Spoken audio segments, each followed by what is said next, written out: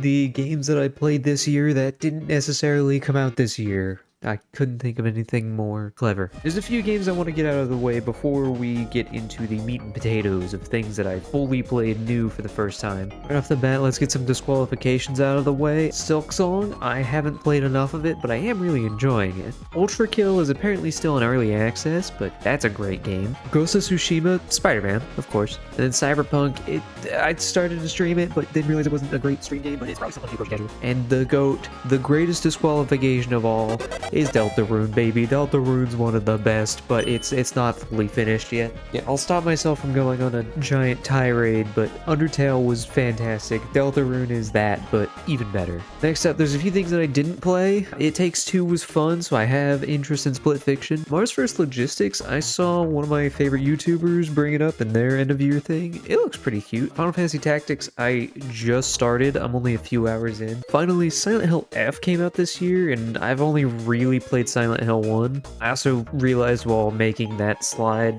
I played Silent Hill 1 this year.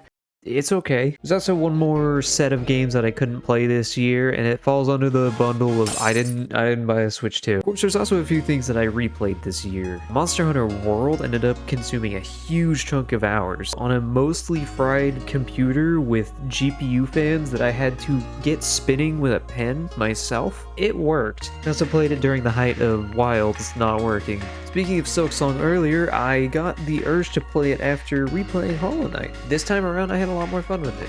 Next up is Sekiro, Shadows Die Twice. My brother has played this game about 5 times this year. And Pseudoregalia, fantastic third-person platformer, kind of set with a N64 art style. Last but not least, I did replay one more game this year, and you know, who could forget? Dark Souls 2, Scholar of the First, sucks. This game sucks. I hate this game a lot. It was Doom Eternal. Doom Eternal is great. I have 3 save files beating this game on Nightmare, and I am really bad at shooters.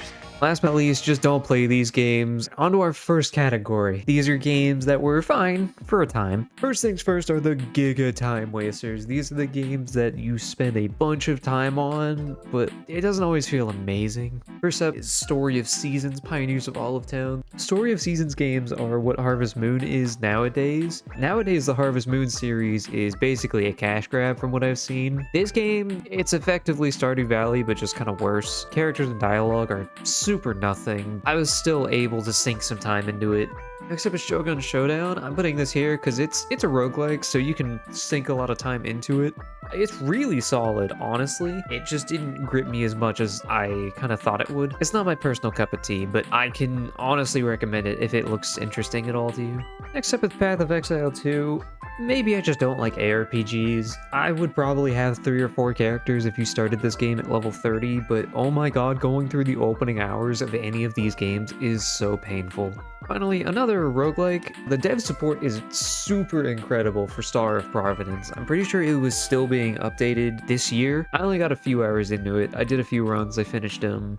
It was alright. It's functionally a good game, just kind of not for me. Last but not least, if we're talking time wasters, there is one that is the end-all, be-all of time wasters. I'm talking Megabonk, of course. This game is so easy to lose hours into, even if you're only a little bit interested in it. I know people that can sink dozens, if not hundreds of hours into it. I only got about 10, which, you know, still a significant amount of time, and it all felt kind of wasted. It is a slop game, but it is a very good slop game, if that's any kind of consolation. For our next category, these are the games that they started off good. They started off great in some cases, and then they just kind of fell off. So the first of that is Monster Hunter Wilds. Every patch made this game work less, including stability patches somehow. Also, it was just kind of easy. It was fun going through the journey, but then whenever everything at endgame felt so similar, it just felt really bad. Next up is Ori and the Will of the Wisp. Ori and the Blind Forest was a very fun, cute, short game, but it was pretty nice. Ori and the Will of the Wisps felt a bit meatier.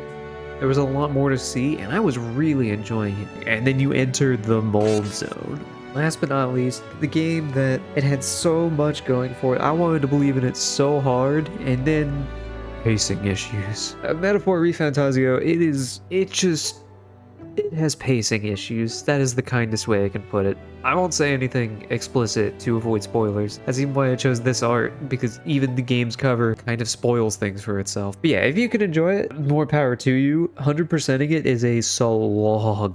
This next category, it's yeah, these are games that they were solid. First up is Rift of the Necrodancer. This game is kind of ball busting, especially if you go to any of the higher difficulties. That game is hard, but it's fun. It's a rhythm game, and it already has $70,000 worth of DLC somehow, so that's, well, that's something, I guess. Route 96 is worth a playthrough. I genuinely think that first playthrough was really good. It's basically a, I don't want to say randomly generated road trip game. It has a bunch of events that tie together that are randomly chosen, and your choices do kind of matter for not only how they play out, but also what events you'll get after that. I thought it would be more replayable, but you get a lot of repeats near the start. Some of the characters are also terrible, AGAB. Next up is Marvel's Spider-Man on PS4. It's fun. It's an open world Sony game that gave me kind of fatigue on Tsushima because they're both very big games with content bloat and 1,000 collectibles that don't really mean anything. Spider-Man's story was a little bit basic throughout. I liked seeing Miles as a character. I don't really gel much with superhero stuff in general, but it was a fun enough time. And then we get to Dokapon Sword of Fury. Nobody made a rectangular box art for that's why you can kind of see the template that I was working off of for this with yeah, it's a board game, party game that you play with a few friends. A full playthrough would have been mind-numbing, considering I think we played about like 10 hours of it. That game was long as hell. However, it was all worth playing because we had a lot of fun with the sequel. Also, spoilers, I guess. Finally, the cream of the crop for yeah, this game is alright. It's the Demon Souls remake. This is my first time playing Demon Souls. I've played a lot of Souls-like games, as we will see throughout the year. For a first playthrough, it's really cool to see the bones of what Souls-like games would become. Seeing the Poison Swamp area, seeing certain bosses that they experimented on. It still just feels kind of bad in a few areas. It kind of felt like a pilgrimage to take after playing a bunch of the others. So those games were fine, but now we're on to games that I consider a great time. I genuinely recommend these. I recommend the last tier if they had interest to you, but I genuinely recommend these. Our first category is Mega Man. I played a few Mega Man games this year. I got the Legacy Collection whenever my computer was fried, like I mentioned earlier. First and foremost, I mean, it's the first Mega Man. It's alright. It's the first Mega Man game, alright. Yellow Devil's a bastard, but honestly a really fun fight. And then Mega Man 2 is the classic. It's a great entry point to the franchise, thanks to its relative difficulty. It's a really good game. Some people who have played a lot of them definitely think it's a bit too easy, but hey, it's solid. Now that's about as far as I got in the series itself, but another good quote-unquote Mega Man game is Gravity Circuit. It's got pretty much the same formula, you know, you've got bosses to go fight, you get their powers, you move on to the levels. It's fun though, it's very solid. Mechanics are super well done, characters are fun, the Reploid saving from later games in the series is there. It's a good time. These games aren't always great alone, but with friends, they are a lot more fun. And I know anything is more fun with friends. These games, you actually really want friends to get the most out of them. First up is a shooter called The Finals. It's honestly one of my favorite multiplayer shooters. It's got super fun destruction and really cool character classes that you can play as, while still having a pretty simple core concept overall. It can just be a bit frustrating to play without a team. Next up is Dokapon Kingdom Connect, a later game in the series that was already mentioned earlier. This is a long party game that I wish we played more of, and I really need to strong arm my friends into finishing a game at some point. There's shenanigans everywhere you go. People just kind of screwing each other over, crazy things happening that just pull someone either from first place into last or vice versa. It's a good time. It's silly. Merriam-Webster's word of the year, slop. Repo, friend slop. What a great genre. It's always funny to hear your friends scream in terror down a corridor. We didn't play this one a whole lot, mostly because computer issues, among other things around that time, but it was really fun. I could see us playing it a bit more, especially with some of the updates they've been throwing out. Finally, there's Arc Raiders. It's really fun for the first few hours, especially doing some solo raids or going with friends onto some excursions. The PvE elements were honestly the best part of the game, but other players actually just kind of made it more frustrating at points. This last game is a bit of an outlier, however, because this game I have genuinely played a few times alone, and I really enjoy it. It's peak. It's peak. This is the quintessential multiplayer game. It is surprisingly innovative, it's got really fun mechanics, it's just good. It's a good time. It was a little buggy the first time I played it, and unfortunately couldn't do more than the first area with a group before it just kind of collapsed on itself. But once you can get it working, it's a lot of fun.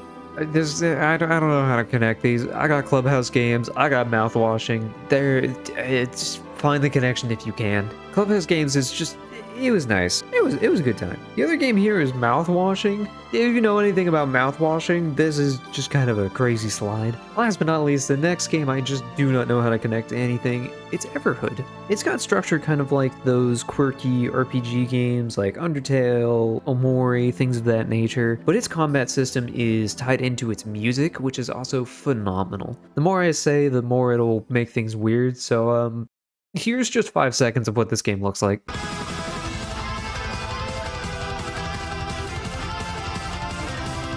Anyway, these 6 games, they crush with a rock. My, Night Rain, hang on, sorry, spoilers, I don't know if I should show them. So you might notice there's a couple more Souls-likes on this page. We've got Another Crab's Treasure, which is surprisingly good. It's very solid, the combat's fun, there's a few different builds and ways you can take things, different elements to lean into. You always have the same base combat method, you've always just got that fork and probably whatever your shield is.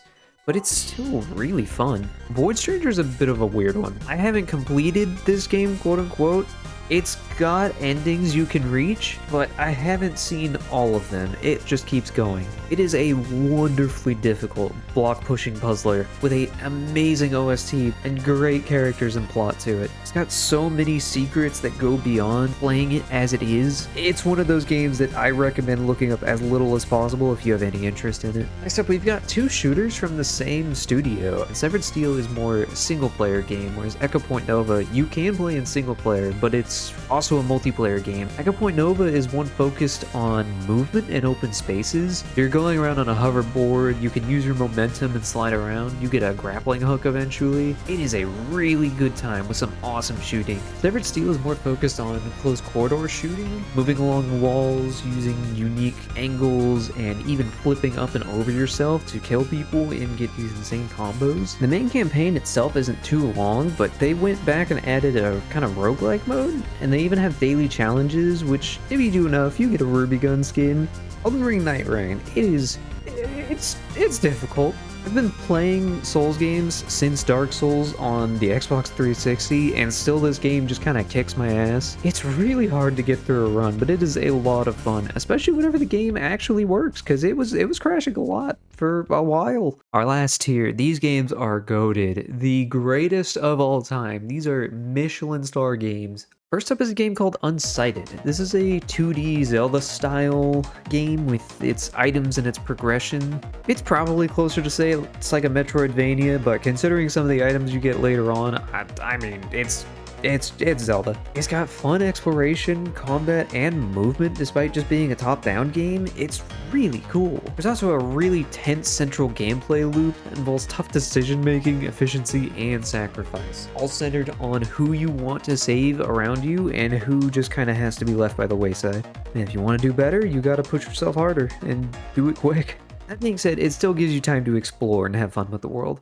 Prey. The more recent one, not the old one. I don't know about the old one. This is a good-ass survival horror that has so many interesting creatures to face and a plot that's really intriguing. Did I put interesting there twice? Well, I'm a writer. Upgrading your character in this game was really interesting to do and felt super awesome. Anytime you get a new power, it's really fun to experiment with it and see what you can do. On top of that, exploration was super fun. I was constantly going back to old areas with new abilities and seeing what new things I could access. Pretty much as you can do in a playthrough, I think I did. This game, however, does lose a point for having the worst jump scare I've ever had in a game. Let's go away from the scary ideas. Let's go to something a bit more fun. Dispatch. This game is wonderfully funny. It's so compelling to actually get through. It's well acted, performed, animated. It's just a general visual and audio treat. All the characters are so great, especially Phenomenon. He deserves the world, my goat. I don't know if this one really counts as a Souls-like, but next up is Nine Souls. It has soul, and it's not that whatever. This game is just tight. It's got fun combat that's generally challenging throughout, and then the final boss quadrupled my deaths, but it's a good time. It's got that Sekiro deflecting style system to it, except it's not really posture based on the enemy, more so gaining advantage to push forward yourself. There's some jank. A lot of hitboxes are downright bad. But this game is really fun, and it's super worth powering through. There is one section that makes the entire game worth playing. I was already enjoying it, and then I got to the Lady Ethereal section, and it just elevated the entire experience. Another game with a really cool central narrative, super thought-provoking core concept to it. The Altars is a base and colony builder where each of the other people in your colony are alternate lives of the main character. On top of that, each of them are also amazing characters in their own right. You get some really tough decisions to make and have a time crunch pushing you forward always. Man, I was left pondering what to do next the entire time. It was one of those games where even whenever I wasn't playing it, I was thinking about decisions not only to make for the base and for improving how I could play from there, but just kind of implications. This is definitely a game I'll be going back to in the future and seeing how things can be played differently. It's Paper Mario, baby! Bug Fables, the Everlasting Sapling. It is the game Paper Mario fans deserved. If you go straight from Thousand Year Door to this game, admittedly, it'll feel pretty derivative, but it is such a polished shine of a game. Each of the characters that you can play as, they have unique ways you can play them, unique combats to exploit their individual strengths, and different ways you can handle some of the more challenging ones, especially if you have a hard mode enabled. I had it on my entire playthrough, and it definitely made things trickier, but I think it's really worth it. On top of that, the plot and characters were actually really good. I enjoyed so many of them, and was glad whenever there was a new one introduced, or even an old one that got some more screen time. Speaking of games that I 100%ed, oh my god, why did I 100% this game? This game is super fun and addicting. I kept coming back to it, even though completion is such a slog. It was possibly another 20 hours just to have a character show up at the main place. That's a lot of negatives though. This game is really fun. Hades 1 was already a really good time for me, and while this game's builds are a little bit less unique from what you can do one run to the next, it's still really good. The general feel of the game is amazing, and you're always having more options to do at a time than I think you did in Hades 1. In Hades 2, pretty much every piece of your kit can be utilized one way or another. Finally, the last game that didn't come out this year that I finished this year, it's Neon White. This game is peak. It takes maybe 4 hours to complete if you want, but I have over 30 hours in it. I had like 25 before I even got to the end because I was grinding some of the earlier levels. It is addicting and fun to try and just get the best time you can, considering how the gunplay and abilities feel in this game. And if we're talking bumping soundtracks, oh boy, you just skip every cutscene. Don't read the plot. Just play the game. Don't care about the plot. Don't care about the characters. I know. But just oh, also let's get this out of the way. Smash, pass. There's one more game that I played this year that is just mind-boggling. I loved Blueprints. This game is so intriguing with its puzzles, and you get hundreds of those, oh, I understand. I know what to do here moments. You are always thinking of some puzzle, solving it in the back of your mind. I have a notepad somewhere that is scribbled 4 or 5 pages with notes that I made from this game. I genuinely recommend having a pen and paper if you play this game yourself. There are so many things that I found and then was like, oh, I already have the solution to this somewhere else because I put in that effort. And this game, I won't say demands it, but it definitely helps. The core plot also had me guessing on a lot of things and trying to connect dots where I could, There's still parts of it that are a mystery to me, since I haven't gone through and fully tried to complete every aspect of it. Anyway, that's 2025. That's all. That's what we got. There were honestly a lot of really good games this year. 2026 doesn't look like it has a whole lot to go into, but that just means more time to cut through the backlog. I really hope you found something new to play, and shoot, I really feel like there's something else that I hadn't gotten to. Is there another slide? Oh my god!